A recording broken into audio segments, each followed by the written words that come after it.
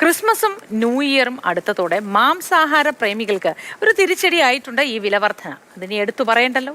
സംസ്ഥാനത്ത് മട്ടൺ വില 4 അക്കത്തിലേക്കാണ്. മട്ടൺ പകരം ബീഫോ ചിക്കനോ കഴിക്കാമെന്ന് വെച്ചാലോ അതിനും തൊട്ടാൽ പൊള്ളുന്ന വില. പോത്ത് 1 കിലോയ്ക്ക് വില 480, ബീഫ് 470, ചിക്കൻ 150, നാടൻ കോഴിക്ക് 300, പോർക്ക് 1 കിലോയ്ക്ക് വില 400. ക്രിസ്തുമസ് അടുത്തതോടെ കുതിച്ചുയരുകയാണ് ഇറച്ചി വില. ലിസ്റ്റിൽ മുൻപൻ മട്ടൺ തന്നെ 1000 പലയിടത്തും വില.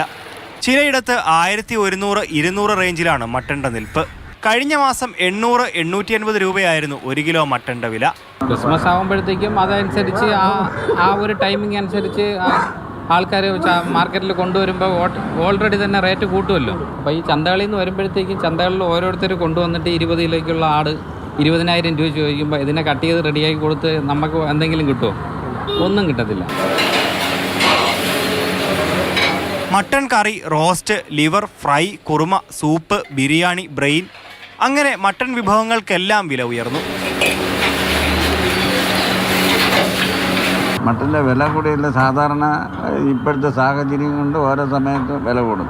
അതുപോലെ ആടിനും വില കൂടിയിട്ടുണ്ട്. ഇതിനു മുമ്പ് 1000 കുറഞ്ഞിട്ടുണ്ടായിരുന്നു, ഇപ്പോൾ കിലോ 1000 രൂപ. മട്ടൺ പ്രിയർ ഏറെയാണ്.